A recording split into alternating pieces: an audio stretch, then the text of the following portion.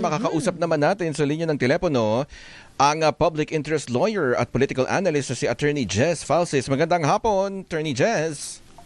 Good afternoon, Sir Jandro and Maman. Good afternoon sa lahat ng mga nakikinig. Kamusta po yung mga Tweety Bird nyo? Anong fearless forecast nila? Latest.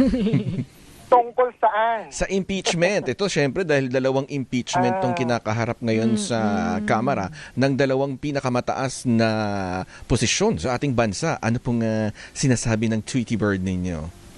Well, kahit wala namang Tweety Bird, makikita natin kung ating papanoorin at susubaybayan ng Committee on Justice na hearings na naka-live kahapon tsaka kanina as to the impeachment of PBBM or President Bongbong Marcos.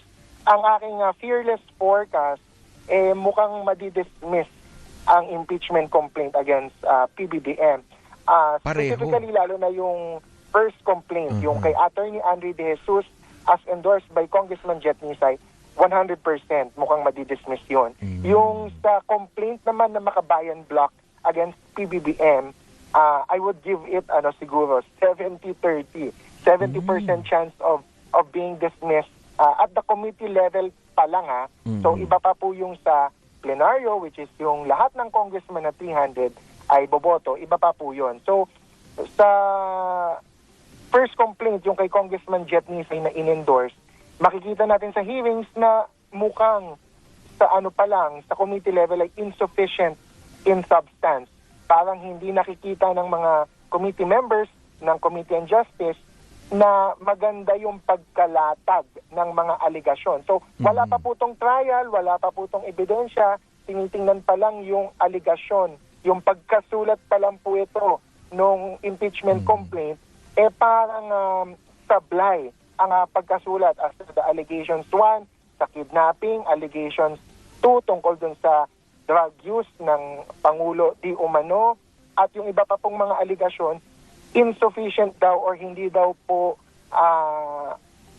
naayon sa rules of impeachment ng House as to the ultimate fact.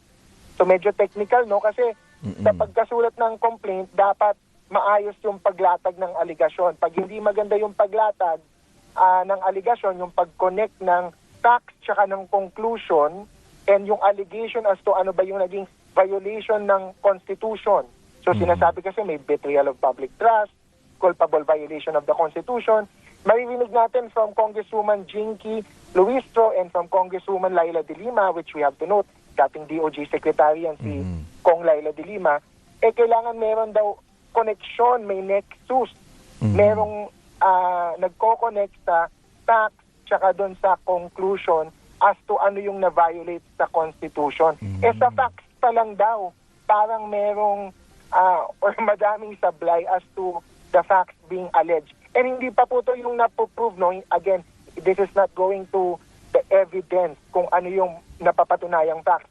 Yung paglatag pa lang daw ng facts sa first complaint, sablay na. So, I think 100% fearless forecast madidismiss yung first complaint. Now, as to the second complaint ng Makabayan Block, it remains to be seen kasi may hearings pa bukas, tsaka the next day, whether or not sufficient in substance yung sa Makabayan Block.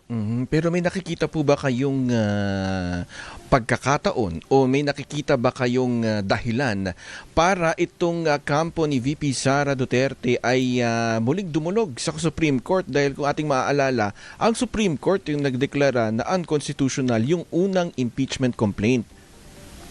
Yes, as to the set of impeachment complaints naman against VP Sara, no? So, nag-move on na tayo from the impeachment complaints against PBBM. Hindi pa sila pwede dumulog kasi hindi pa nare-refer sa Committee on Justice based on my monitoring of the news, no? Hindi pa nare-refer sa Committee on Justice yung impeachment complaints na na-file and na-endorse against VP Sara, because we have to note, even though nag-file kahapon ang ating mga complainants at na-endorse yun, dalawang set of complaints, no? 3 congressmen endorsed the Makabayan Block and 2 congressmen Tindig Pilipinas Group, yung Kanakiko D.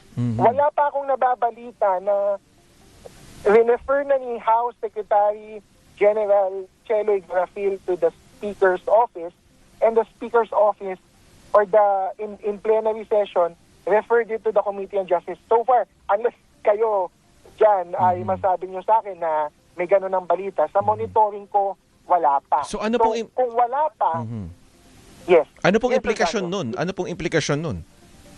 Oh, ang significance kasi noon, meron kasing debate ngayon, 'di ba? Si Chairwoman, Congresswoman Jinky Luistro, sinasabi niya, meron pa kasing tension or kailangang i-clarify kung February 6 ba talaga pwede mag-file ulit ng impeachment complaint or earlier. Kasi based sa 2025 decision last year ng Supreme Court, klaro, sobrang klaro na February 6 pwede mag-file ulit.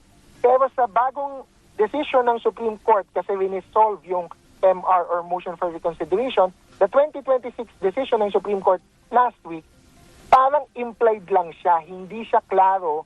Pag binasa mo, ang basa ng mga law professors tsaka ng mga lawyers, sometime December or January, sometime December 2025 or January 2026, pwede ulit mag-file. So, hindi siya klaro. So, ang connection nun, significance, i-relate na natin dun sa hindi pa nare-refer sa Committee on Justice, the initiation of a complaint, either yung pwede or bawal, requires referral sa Committee on Justice. Mere filing and mere endorsement does not initiate a complaint. So, kailangan it must be referred to the Committee on Justice. And based on the new rules na sinabi ng Supreme Court, may 10 calendar days ang House Secretary General for the complaint to be included in the order of business of the Speaker's move yan, which is Speaker Boji D. So, hindi pa naglalapse yung 10 days eh. So, I think wala pang sinabi, I'm not sure, wala pa akong narinig na interview ni pero Committee Chair Attorney Congresswoman Jess, Jersey Luistro. Oo, Pakiramdam ko nag-aantay sila na hindi mo nagalawin yung na-file kahapon at na-endorse para ma-ensure na walang technicality na hindi pwedeng questionin ng company VP Sara. Pero very quick lang po kasi nga yung pagdeklara na unconstitutional yung unang impeachment complaint, ito hindi naman hindi ito inaabsuelto si VP Sara. So what happens do sa paghingi ng accountability ng mga complainant? Hindi yung desisyon last year na kinatigan this year ulit, hindi inaabsueldo at hindi pine-prevent ang another impeachment complaint, even on the same ground. That's why yung mga complainants kapon against VP Sara, a lot of the complaint allegations na complaint nila restate, hindi rehash. Restate nila yung allegation last year kasi hindi pa na-absuelto si VP Sara sa mga allegation last year, lalo na sa mga confidential funds na release ng complainants last year. At yun yung dahilan kaya kailangan talagang matuloy itong ikalawang impeachment. And kaya nag-iingat ang Committee on Justice at ang Congress or the House when to refer it to the Committee on Justice para hindi ma-technical. And sinabi na din ng lawyers ni VP Sara, led by Attorney Michael Powa sa isang show sa DZMM din, I think, no, na hindi pa nila planong questionin yung mga bagong complaints. Naka-wait and see mode din sila. And I think that is because hindi pa nga referred sa Committee on Justice. So wala pang nag-trigger na violation ng 1-year ban, if ever, or initiation at all. So antingin muna natin yung balita na na-refer yung Sara Duterte complaint sa Committee on Justice. Alright, sige po, marami pong salamat, Attorney Jess. Maraming salamat din po. Ayan po si Attorney Jess Falsis, isa pong public interest lawyer at political analyst.